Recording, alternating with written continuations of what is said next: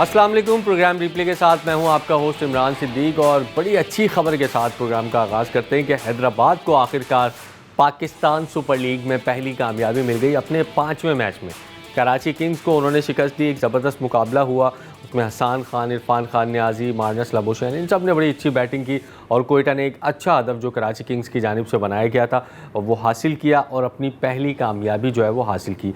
आज भी हैदराबाद की टीम जो है वो मैच खेलेगी, अपना छठा मैच खेलेगी इस्लामाबाद यूनाइटेड के खिलाफ और रावलपिंडीज़ को अभी तक जो है वो पाकिस्तान सुपर लीग में फ़तह नहीं मिली है। तो हमारे साथ वैसे तो प्रोग्राम में आज स्पेशल गेस्ट मौजूद होंगे। उस्मान तारिक, कोयटा ग्लैडिएटर्स के स्पिनर्स, हम सब के जाने माने और ज़बरदस्त परफॉर्मेंस का मुजाहरा कर रहे हैं पाकिस्तान टीम के लिए भी और कोयटा ग्लैडिएटर्स के लिए भी। लेकिन इस सीज़न में अगर हम देखते हैं तो उनकी परफॉर्मेंस जो है वो इतनी कोई ख़ास नहीं रही। उनसे बात करते हैं। जुनैद भी हमारे साथ मौजूद होंगे, लेकिन पहले चलते हैं उस्मान तारिक की तरफ। उस्मान, बड़ी आपसे एक्सपेक्टेशन थी, वर्ल्ड कप के अंदर भी बड़ा आपका एक शोर मचा हुआ था और इस मरतबा हम पीएसएल में देखते हैं इकोनॉमिकल आप थोड़े से ज़रूर रहे हैं, लेकिन इतनी अच्छी परफॉर्मेंस जितनी हम एक्सपेक्ट कर रहे थे आपसे और कोयटा ग्लैडिएटर्स से वो नहीं आ रही है।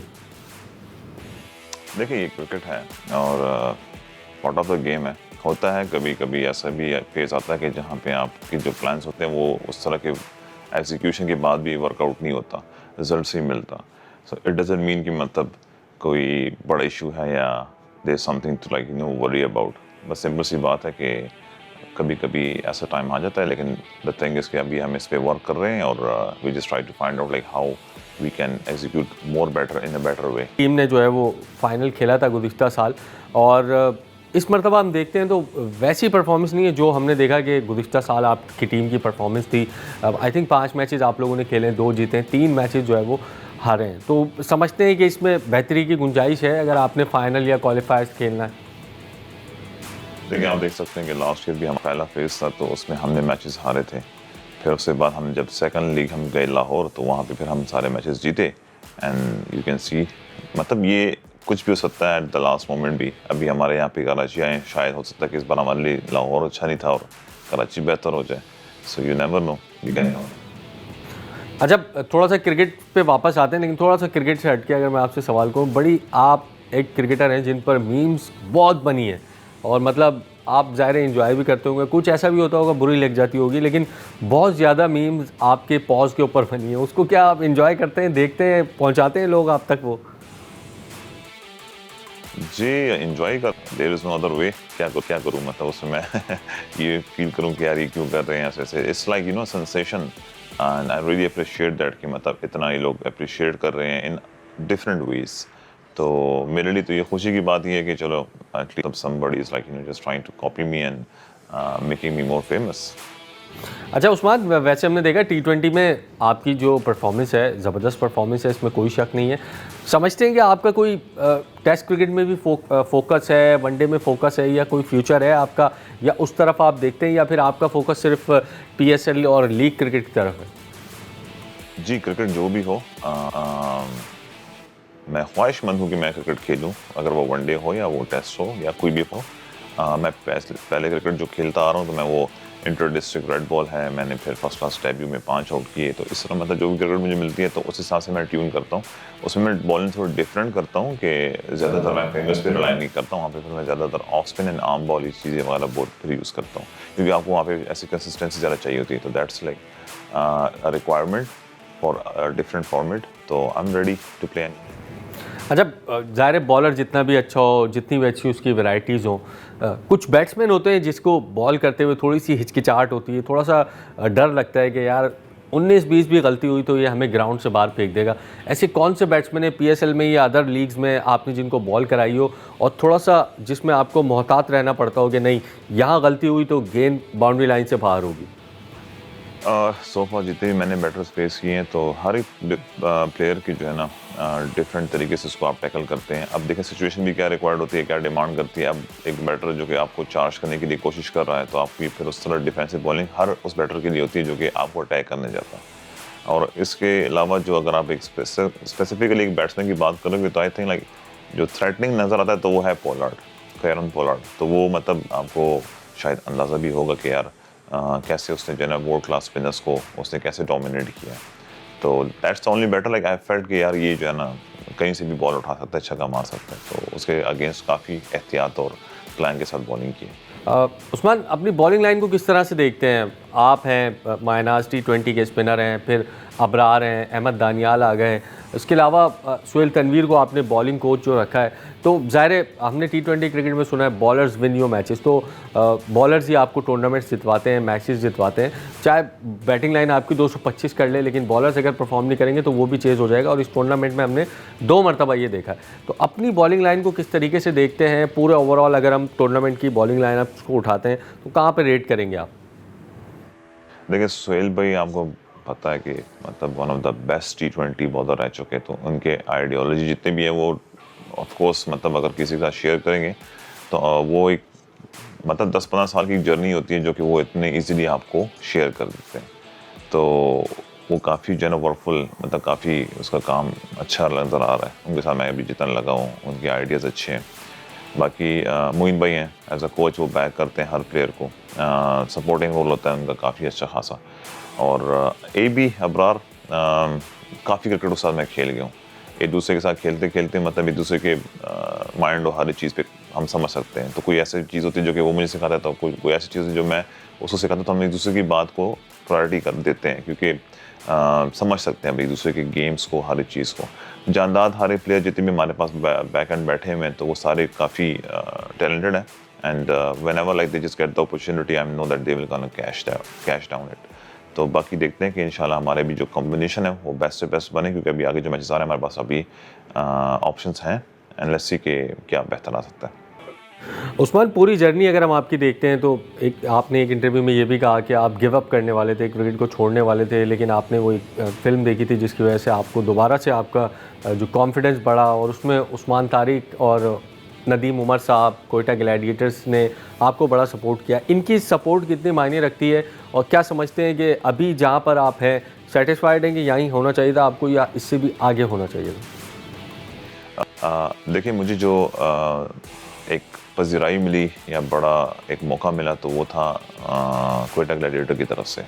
बिफोर दैट उससे मैंने मतलब I just played only just in premier league, and एक ही नेशनल T20 खेला था। लेकिन जब मैं इनके पास आता था, उमर एसोसिएट की टीम से मैं खेलता था, तो तब से जो है ना नदीम उमर भाई ने एक बड़े ही अच्छे तरीके से प्रोटेक्ट किया, पैम्पर किया, सपोर्ट दिखाया। तो कोयटा में खेला, और वहाँ से मतलब मुझे एक ऐसी अपॉर्चुनिटी थी जो जहाँ से मुझे एकदम से फिर बूस्ट मिलती है, और फिर मतलब द स्टोरी गोज़ ऑन। तो इनका बहुत बड़ा किरदार है। फिर दूसरी बात, जब मेरा एक्शन कॉल अप हुआ था, तो उसमें नदीम भाई ने बहुत ज़्यादा एफर्ट्स की थी कि मतलब एक्शन मेरा जो एक टेस्ट होता है बायोमैकेनिक्स लैब का, तो उसमें उन्होंने बहुत ज़्यादा एफर्ट्स की थी कि यार जैसी तरीके से भी हो, लेकिन इस लड़के का टेस्ट हो जाए सारा सब कुछ। तो वो एक ऐसा फेस है कि जहाँ पे उन्होंने जो जिस तरीके से एफर्ट्स की थी, तो वो ऑनेस्टली मतलब काबिल तारीफ़ है। तो उस्मान तारिक हमारे साथ मौजूद थे। बहुत बहुत शुक्रिया आपके कीमती वक्त के लिए, और बहुत अच्छी बातें आपने की। उम्मीद है कि कोयटा ग्लैडिएटर्स की टीम आगे जाएगी, आपकी परफॉर्मेंस भी अच्छी होगी, कोयटा ग्लैडिएटर्स की परफॉर्मेंस भी अच्छी होगी, और इस पिछले साल की तरह इस साल भी कोयटा ग्लैडिएटर्स की टीम जो है वो फाइनल खेले। प्रोग्राम में शामिल करते हैं एक ब्रेक के बाद वापस आते हैं। प्रोग्राम में एक मरतबा फिर कुछ आमदीद, और उस्मान तारिक पहले पार्ट में हमारे साथ मौजूद थे। उन्हीं से मुतालिक थोड़ा सा उन्होंने 2-3 जो दिलचस्प बातें की हैं उससे मुतालिक बात करेंगे। सबसे जो इम्पॉर्टेंट चीज़ मुझे लगी है, हम लोग एज उस्मान तारिक को रेट करते हैं T20 बॉलर, लेकिन अभी जब मैंने उनसे पूछा तो उन्होंने कहा कि वो टेस्ट और वनडे पर भी फोकस रखते हैं, और जहां उन्हें मौका मिलेगा वो परफॉर्म करने की सलाहियत भी रखते हैं और कोशिश भी करेंगे। आपको लगता है वो वनडे या टेस्ट में भी इसी तरीके में इफेक्टिव हो सकते हैं जिस तरह वो T20 क्रिकेट में? देखिए इमरान, पहले तो आपने जो ये इंटरव्यू इनका किया, बहुत मुबारक हो, बहुत अच्छा इंटरव्यू था, और बड़ी एक ज़बरदस्त सक्सेस स्टोरी है। बड़े हम्बल इंसान हैं और लगते भी हैं। और फिल्म का नाम आपको मैं बता दूं, वो MS धोनी उन्होंने शायद गालिबन फिल्म देखी थी, जिसके बाद उन्होंने अपने क्रिकेटिंग करियर को जो है वो आगे किया। अच्छा इमरान, बात यह है कि हम किसी भी प्लेयर को, बहुत आसान होता है कि हम उसको लिमिट कर दें कि वो T20 का प्लेयर है या वनडे का प्लेयर है या टेस्ट का प्लेयर है। वो उसकी परफॉर्मेंस बताती है कि वो किस तरह का प्लेयर है। इन्होंने जैसे बताया उस्मान तारिक ने आपके इंटरव्यू के अंदर कि वो उन्होंने जो अपना डोमेस्टिक करियर का आगाज़ किया था उसके अंदर उन्होंने पहले मैच में 5 विकेटें ली थी। सो दैट मीन्स कि ये लंबी रेस के घोड़े तो हैं, ये कर तो सकते हैं, एक अच्छा 5 डे भी खेल सकते हैं, 4 डे आई एम श्योर ये खेले में, डोमेस्टिक के अंदर अच्छी परफॉर्मेंस है। देखें, T20 में अभी फिलहाल परफॉर्मेंस कर रहे हैं तो हम उनको लिमिट नहीं कर सकते कि ये T20 के प्लेयर है। हमें चाहिए कि इनको वनडे में भी मौके पेश करें, और अगर ये उसमें बेहतर करते हैं अपने 10 ओवर के स्पेल के अंदर, तो फिर आहिस्ता आहिस्ता करके इनको टेस्ट मैच में भी लेके आए, क्योंकि इनके पास ज्यादा टाइम नहीं है, क्योंकि I believe he is near to 30 या 30 प्लस है ये, तो इनके पास अगले 4-5-6 साल हैं जिसके अंदर ये परफॉर्मेंस कर सकते हैं। और अगर फर्ज करें हमारे पास साजिद खान जो हमारे टेस्ट मैच में हमारे ऑफ स्पिनर हैं, उनके साथ अगर इनकी जोड़ी बनती है तो मेरे ख्याल से ये बहुत अच्छी जोड़ी बन सकती है, बड़ी डेविस्टेटिंग जोड़ी बन सकती है। ये फिर डिपेंड करता है कि हम इनको आगे मौके कितने फराम करते हैं, पाकिस्तान क्रिकेट बोर्ड इनको कितने मौके फराम करता है, उसके बाद ये पता चलेगा। But a very good product, a very good find and a very humble person. It has to, एक इंसान का हम्बल होना बहुत जरूरी है किसी भी फील्ड में सक्सेसफुल। मैंने ऑफ द फील्ड भी देखा है, बहुत जी आपके इंटरव्यू के जरिए भी पता चला बहुत नफीस इंसान है। और देखें, यही हम्बलनेस होती है कि जो इंसान को एक किसी भी हमारे यहाँ तो होता है ना, ये जो 4 विकेटें ले ली, 150 मार ली, कॉलर ऊपर हो गए बस। इमरान, ये प्लेयर्स हमने 4 मैचेस के बाद नीचे आते हुए भी देखे। ये तो प्रॉब्लम है। और आप देखें सेलिब्रेशन के ऊपर यही चीज जहादात खान को भी फेस करनी पड़ी। यार मुझे बड़ा गुस्सा आया उस दिन, इमरान, मैं प्रेस कॉन्फ्रेंस में मौजूद था। इस वक्त एक सीनियर जर्नलिस्ट हैं, आसिफ खान उनका नाम है, और बड़े डिसेंट जर्नलिस्ट, बड़े अच्छे सवालात बड़े। उन्होंने सिर्फ एक जहादात खान ने एक इशारा किया, उस इशारे के बारे में पूछा, भाई आप ये तो देख लो कि आपकी एज में डिफरेंस कितना है, आपकी सीनियरिटी में डिफरेंस कितना है। आप उनसे कह रहे हो आपको मेरा इशारा नजर आ रहा है, मेरी परफॉर्मेंस नजर नहीं आ रही।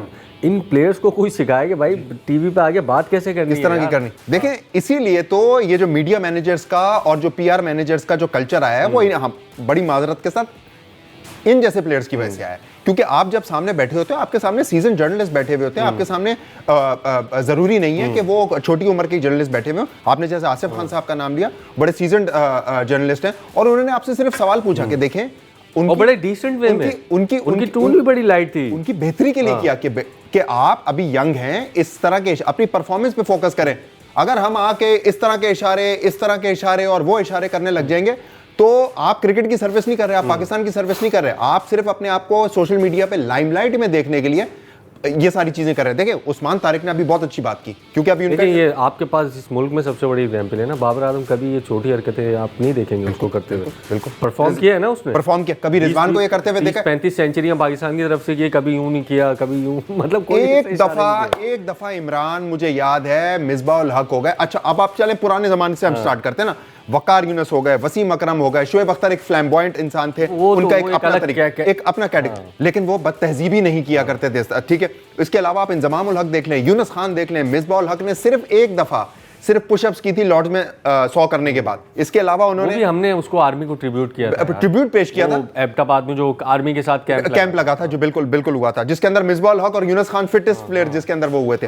तो इमरान, इस तरह की चीजें यंगस्टर्स को सूट नहीं करती। उस्मान तारिक के इंटरव्यू से एक बात मैंने इस चीज का अखज़ कर लिया है कि उस्मान तारिक जो कहता है कि अगर मीम्स बन रही हैं तो वो उसको एंजॉय कर रहे हैं, ना कि वो कहते हैं कि क्यों करना भी चाहिए। बहुत सारे लोग एंजॉय नहीं करते। But coming back to the point, अगर हम जहादात खान की बात कर रहे हैं या इस तरह के यंगस्टर्स की बात कर रहे हैं, they should respect the system, they should respect their performance and the journalist and everyone. ये देखें, मैं फिर ये कहूँगा कि ये मीडिया मैनेजर्स की जिम्मेदारी है, टीम मैनेजर की जिम्मेदारी है कि अगर आप एक प्लेयर को प्रेस कॉन्फ्रेंस में भेज रहे हैं, एटलीस्ट उसको ये पता होना चाहिए कि उसने किस तरीके से लोगों को जवाब देने। मतलब आप किसी तकरीर नहीं कर रहे कहीं पे, एक प्रेस कॉन्फ्रेंस हो रही है, दुनिया भर में लाइव जा रही है, पाकिस्तान क्रिकेट बोर्ड के प्लेटफॉर्म से जा रही है, कोई अगर किसी टीवी ने लाइव कट किया हुआ है तो लाइव जा रही है। आप ऐसे उल्टे सीधे जवाब, और मतलब 2-3 इंस्टेंस हो चुके हैं इसी पाकिस्तान सुपर लीग में। आपने T20 का वर्ल्ड कप जितवा दिया, आपने ICC का 50 ओवर का वर्ल्ड कप जितवा दिया, या एशिया कप जितवा दिया, कि जो आप इतने, मैं क्या लफ्ज इस्तेमाल करूं, कि आप इतने फ्लैम्बॉयंट हो रहे हैं कि आपको मेरा परफॉर्मेंस नजर नहीं आ रही, आपको मेरा इशारा नजर आ रहा है। मैं इस मुल्क का सबसे बेहतरीन ऑलराउंडर हूं। बस ठीक है, फिर हमें काम करते हैं कि आपको हार्दिक पांड्या से कंपेयर करना शुरू कर देते हैं, या शिवम दुबे से। आप अभी इमरान इसके बारे में क्या बोले? अल्लाह करे इनको, इनकी नसीहत के लिए। हालांकि ये जहादात आई थिंक कोयटा से खेल रहे हैं। जी कोयटा से खेल रहे हैं। देखें, अब इनके पास अबरार अहमद हैं, बड़े हम्बल, उस्मान तारिक हैं, इवन सऊद शकील, इनके कप्तान आप देख लें, ब्राइली रसू देख लें, रिस्पेक्टेड पर्सन है। बिल्कुल एग्जैक्टली, एहसन अली आप देख लें, लोगों से सीखना चाहिए, बिल्कुल सीखना चाहिए। सो हम ये दुआ करते हैं कि इस अपने करियर के इतने शुरू में इनको इस तरह की चीजें करनी नहीं चाहिए। और जितने भी ग्रेट प्लेयर्स हैं इमरान, ये याद रखिएगा, स्टार्टिंग फ्रॉम जो एरा हमने देखा है, स्टार्टिंग फ्रॉम सचिन तेंदुलकर, आप विराट कोहली की एग्जांपल हम क्योंकि देखें, he is a 360 degree person. वो अपनी परफॉर्मेंस उन्होंने अपनी बेहतरीन कर ली, उन्होंने अपना कैरेक्टर पे कितना काम किया है। आप देखिए पहले का Virat Kohli who used to be a very aggressive kind of a player, field पे भी किया करते, उन्होंने अपने आप को कितना हम्बल एक इंसान बनाया। सो हम सब के लिए, हम वसीम अकरम को कहते हैं कि वसीम भाई जो हैं वो हमारे आइडियल है। कभी वसीम भाई ने इस तरह की बदतमीजी की है? वकार भाई हमारे आइडियल है, कभी उन्होंने इस तरह की बदतमीजी की है? मोहम्मद आमिर को आप देख लें, मां सिवाय इक्का दुक्का अगर कभी उनकी कोई बाबर आजम के साथ डोमेस्टिक के अंदर पीएसएल में या किसी प्लेयर से अगर आगे पीछे हुई हो, इसके अलावा आपने कभी इनको करते हुए देखा है? सो इन बच्चों से हमारी दरख्वास्त है, हमारी रिक्वेस्ट है हाथ जोड़ के, और पीसीबी के और इनकी टीम के मीडिया मैनेजर से भी, कि प्लीज प्रेस कॉन्फ्रेंस से पहले इनको ब्रीफ करें। ये फ्रेजाइल हैं, ये बच्चे हैं, इनको ब्रीफ करें, इनके साथ बैठे, कोई भी सवाल हो उस सवाल को आप पास करवा दें। कहीं आपको लगे कि तलखी हो रही है, या वो आपका जो प्लेयर है जादाद खान हो या मैं हूं या इमरान हो, कोई भी प्लेयर हो, वो उसको बोले नहीं जी ये सवाल हम यहीं पे कट करते, does not give a good impression about the person and the franchise और द कंट्री यू रिप्रेजेंट। बिल्कुल, और कुछ किसी और तरफ निकल गया हमारा। हमने करनी है आज के मैच में बात की, हैदराबाद और इस्लामाबाद पे। ब्रेक लेते हैं, ब्रेक के बाद बात करते हैं इस मैच के ऊपर। प्रोग्राम में एक मरतबा फिर खुशामदीद, और बात करते हैं कल जो हैदराबाद को कामयाबी मिली है। आखिरकार 5 मैचेस के बाद उनको पहली कामयाबी जो है वो मिल गई। कराची किंग्स को उन्होंने शिकस्त दी और एक कॉम्बिनेशन थोड़ा सा ट्रिक किया उन्होंने, साइम अयूब को नीचे किया, मार्नस लबुशेन जो है वो ऊपर चले गए। हैदराबाद के लिए क्लिक कर गया ये फार्मूला कि यार थोड़ी सी बैटिंग में उन्होंने तब्दीली की, लेकिन आई थिंक शर्जील खान कल नहीं खेले, वो बड़ा सरप्राइजिंग डिसीजन था। लेकिन जो भी है, मैक्सवेल खेले, आए और टीम के लिए खुद उन्होंने भले परफॉर्म किया उन्हीं किया, लेकिन टीम के लिए एक अच्छा शगुन साबित हो गए। बिल्कुल बिल्कुल। इमरान, पहले तो बहुत बहुत मुबारक हो हैदराबाद किंग्समैन के ओनर्स को, प्लेयर्स को, पूरी टीम को।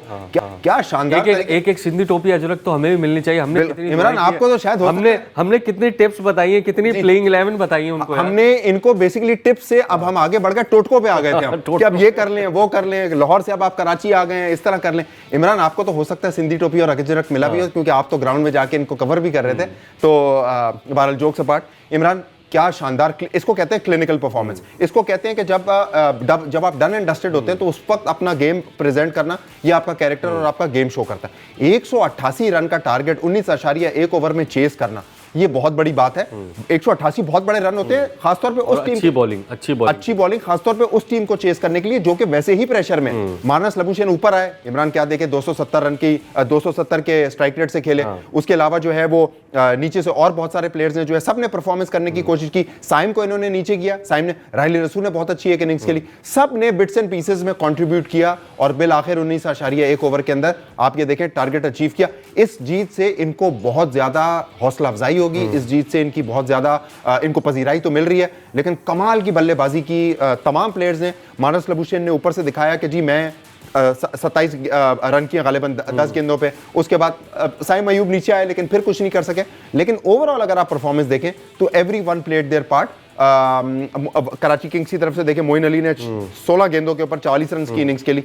इमरान, मुझे लगता है कि ये जो कॉम्बिनेशन उन्होंने थोड़ा सा चेंज किया है, ये नेक्स्ट मैचेस में भी यही रहेगा और हो सकता है गालिबन आज के मैच में भी यही रहे। हैदराबाद किंग्समैन सारे मैचेस में कॉम्बिनेशन चेंज ही कर रही है, तो आज भी आप उम्मीद कर लें कि वो विनिंग कॉम्बिनेशन के साथ तो जाएंगे, यानी 11 के साथ तो जाएंगे। लेकिन वो हो सकता है मार्नस लबुशेन को फिर 3 पे कर दें, क्योंकि वो हर मैच में कुछ ना कुछ ऐसा कर रहे हैं। शर्जील को लेके आए, शर्जील को 5 पे खिलाया, फिर शर्जील को 4 पे कर दिया।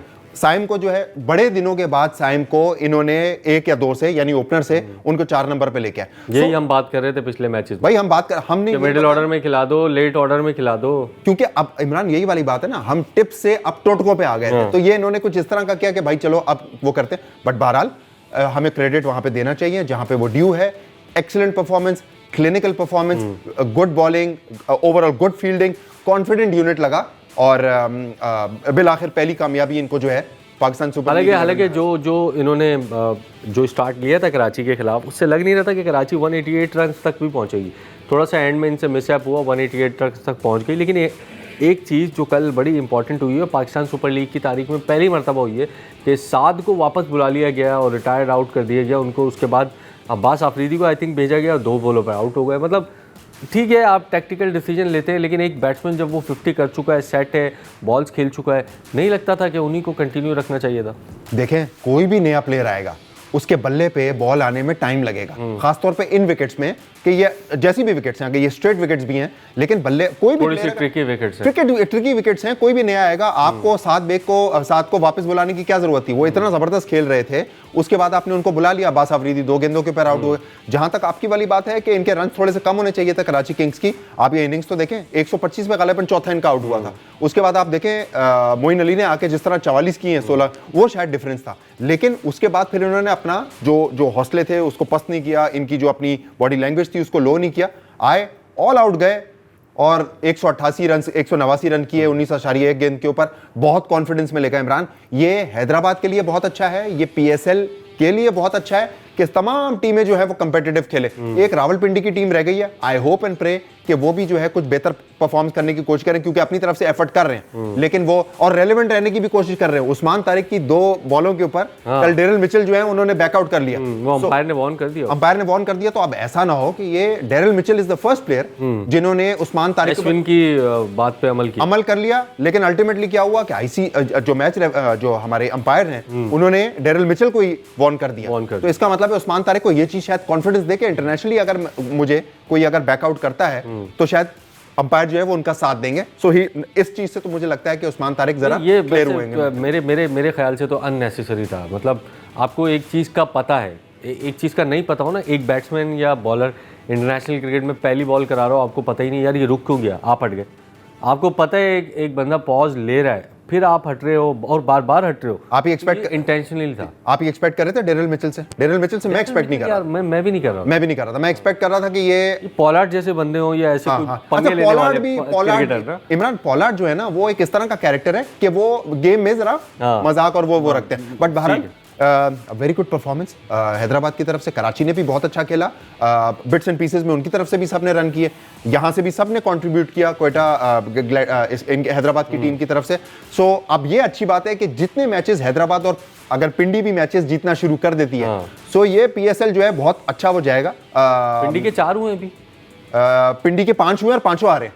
5 हो गए? जी 5 है। तो फिर तो ये हैदराबाद 5 में से, ये तो हम पिछले प्रोग्राम में भी कल डिस्कस कर चुके हैं कि हैदराबाद के लिए तो ऐसा लग रहा है काइंड ऑफ पीएसएल 11 जो है वो एक कैंपेन खत्म हो चुकी है, लेकिन हमारी ये दुआ होगी कि कुछ इस तरह के मौजे हों, क्योंकि अभी देखिए बात यह है इमरान, चौथे नंबर के लिए मुझे लग रहा है कि जंग होगी, क्योंकि पेशावर ज़ल्मी बेहतरीन खेल रहा है, मुल्तान सुल्तान बेहतरीन खेल रहा है, कोयटा ग्लैडिएटर्स ने अपना गेम बेहतर कर लिया, लाहौर कलंदर्स ने अचानक से जो है वो लो स्कोरिंग मैचेस खेलना शुरू कर दिए। 130 पहले किए थे लाहौर कलंदर बैक टू 2016 एंड 17। बिल्कुल, और इस पर भी बात करेंगे। लाहौर और पेशावर का जो पहला मैच कल हुआ था उसमें पेशावर ज़ल्मी ने कामयाबी हासिल की, इस पर भी बात करते हैं एक ब्रेक के बाद। प्रोग्राम में एक मरतबा फिर खुशामदीद। और कल पेशावर ज़ल्मी ने अपनी चौथी कामयाबी हासिल की और अभी तक इस टूर्नामेंट की वाहिद अनबीटन टीम है, सारी टीमों को शिकस्त हो चुकी है। पेशावर ज़ल्मी ने 5 मैचेस खेले हैं, 4 जीते हैं और एक उनका जो बारिश की नज़र हुआ था मैच। तो जुनैद, पेशावर ज़ल्मी अचानक से एक विनिंग कॉम्बिनेशन बन गई। गो के उनका जो ओपनर है हारिस वो इतना अच्छा परफॉर्म नहीं कर रहे, लेकिन कुशल मेंडिस और बाबर आजम की जो जोड़ी है वो डूइंग वंडर्स। इंपॉर्टेंट बात यह है और खुशाइन चीज़ ये है कि बाबर आजम और कुशाल मेंडिस राइट टाइम पे फॉर्म में आ गए। कुशाल मेंडिस कॉम्प्लीमेंट कर रहे हैं एक दूसरे को। बाबर आजम ने पहले जो इससे पिछला वाला जो मैच खेला था जिसमें उन्होंने गालिबन 83 किए थे, 87 किए थे 46 गेंदों के ऊपर, 51 गेंदों के ऊपर, उसके अंदर उनका जो रन रेट है वो बेहतरीन था, जिसको हमने बहुत उस दिन अप्रिशिएट भी किया था। कल भी इन्होंने ऑलमोस्ट रन बॉल ही किया, गालिबन 63 किए 60 गेंदों के ऊपर, लेकिन वो थी नहीं ना 200 वाली, वो 200 वाली विकेट नहीं थी, वो ट्रिकी विकेट थी। कुशाल मेंडिस का अपना जिस तरह गेम है, फ्लैम्बॉयंट गेम है, बहुत अच्छी बात है। और अच्छी चीज ये है कि कल रिजवान को हारिस को स्टार्ट मिला। हारिस ने भी 20 किए 10 गेंदों के ऊपर, स्टार्ट मिला। स्टार्ट सबको मिल रहा है। Peshawar Zalmi is the team, I think so, Multan Sultan के साथ, which the team to beat. लेकिन सारे जितने भी बॉक्सेस हैं पेशावर ज़ल्मी टिक कर रहा है, रन भी कर रहा है, विकेट्स भी ले रहा है, फील्डिंग भी अच्छी कर रहा है, टीम का माहौल भी अच्छा है। वो तो खैर हमेशा से पेशावर ज़ल्मी का एक बहुत अच्छा वो होता है, but the best part is that Babar Azam is performing, the best part is आपकी जो ओवरसीज साइनिंग है वो परफॉर्म। लेकिन एक धचका लगेगा अभी ज़ल्मी को, शरीफुल इस्लाम और नाहिद राना बांग्लादेश की टीम में सेलेक्ट हो गए और अभी वो 4-5 मैचेस ज़ल्मी के मिस करेंगे, वहां पर उनको थोड़ा सा मसला होगा, क्योंकि नाहिद राना ने इससे पिछले मैच में 4 ओवर में 7 रन दिए और 1 आउट किया शायद उन्होंने। तो नाहिद राना जो है वो बड़े जबरदस्त किस्म के बॉलर हैं, शरीफुल हसन जो है वो भी देखिए। इमरान बात ये नाहिद राना हो गए, ये वही है ना जो जिन्होंने हमें जो ट्राई सीरीज जो वनडे सीरीज हुई थी उसमें हमें गालिबन 100 के अंदर 100 टेस्ट में भी बड़ी अच्छी जी टेस्ट में भी की थी। तो नाहिद राना देखें टैलेंट तो बड़ा अच्छा आ रहा है बांग्लादेश के पास, और टैलेंट बहुत अच्छा, मैंने पिछले मैच में ही कहा था कि टैलेंट हमने बहुत अच्छा साइन किया है फ्रॉम बांग्लादेश। शरीफुल हसन है, मुस्तफिजुर रहमान है, रिशाद हुसैन है, लेकिन ठीक है वो थोड़ा सा ऑफ कलर चल रहे हैं, but is a very good player. Nahid Rana जबरदस्त यंगस्टर है। सो देखते हैं, बेंच स्ट्रेंथ हमेशा से पेशावर ज़ल्मी की बहुत अच्छी रही है। जो 21 इनके पास प्लेयर्स हैं उसमें से आप ये देखते हैं कि किसको खिलाना शुरू करते हैं, but all in all a very composed and a very good team Peshawar Zalmi, और बड़ा अच्छा वो मैच हुआ। अब आगे चल के देखते हैं कि लाहौर कलंदर्स भाई, इसका कोई बीच का पार्ट मुझे नजर नहीं आता, या तो बहुत ही आला किस्म की क्रिकेट खेलते हैं जी। और वन साइड पे कर देते हैं मैच को, बिल्कुल ही टीम को पचाड़ देते हैं, या तो इतना ही बुरा खेलते हैं कि लगातार 2 मैचेस में 100 से कम रन पे आउट हो गए। जी इमरान, ये बड़ी एक अजीब सी चीज़ है, और इस चीज़ के लिए मैं इस्तेमाल करता हूं, चले तो शाम तक वरना चल गए तो चांद तक, वरना शाम तक। जी बिल्कुल एग्जैक्टली। तो ये लाहौर कलंदर के लिए बड़ा फिट होता है। पिछले मैच में भी इमरान देखें 108 किए, कल भी आप देखें 100 से नीचे आउट हो गए। खुशाइन चीज़ है कि फ़खर जमान वापस आ गए, लेकिन फ़खर जमान भी आने के बाद कोई रन नहीं कर रहे। इमरान, ये परवेज हुसैन ओईमान इंजर्ड हो गए। ओके, क्योंकि उन्होंने जो तीसरा मैच था, जिसमें चौथा मैच जो था जो लाहौर कलंदर्स का, जिसके अंदर चरित असलंका को साइन किया है। यस वो और गालिबन ये बाहर ही हो गए पीएसएल से। बिल्कुल, उन्होंने 43 रन की बड़ी शानदार इनिंग खेली थी लाहौर कलंदर की तरफ से, वो वाला मैच जिसके अंदर फखर जमान वो नहीं खेल रहे थे। सो अब प्रॉब्लम ये है इमरान के लाहौर कलंदर के लिए अच्छा हमेशा से रही है, स्टार्टिंग फ्रॉम द पीएसएल का जो पहला वाला इनॉग्रल वो था हमारा जो इवेंट था, उससे लेके अब ये 11वें एडिशन तक इनका कोई बीच का गेम जैसे आपने मेंशन किया कोई भी नहीं है। कंट्रीब्यूट करेंगे तो सब आके कंट्रीब्यूट करेंगे, नहीं करेंगे तो कोई भी नहीं करेगा। अच्छी चीज ये है कि बॉलिंग इनकी थोड़ी सी ऑफ कलर नहीं बल्कि शॉट्स में नजर आ रही है। हारिस रऊफ हो गए, शाहीन आफरीदी हो गए, बॉलर्स अच्छा कर रहे हैं, बॉलर्स हमेशा इनका अच्छा करते हैं। और ये लेकिन बाज़ औक़ात ऐसे भी टाइम आते हैं कि इनके ठीक ठाक रन भी देते थे, बट ऑल इन ऑल अगर ये अपनी बल्लेबाजी को स्ट्रेंथन कर लें।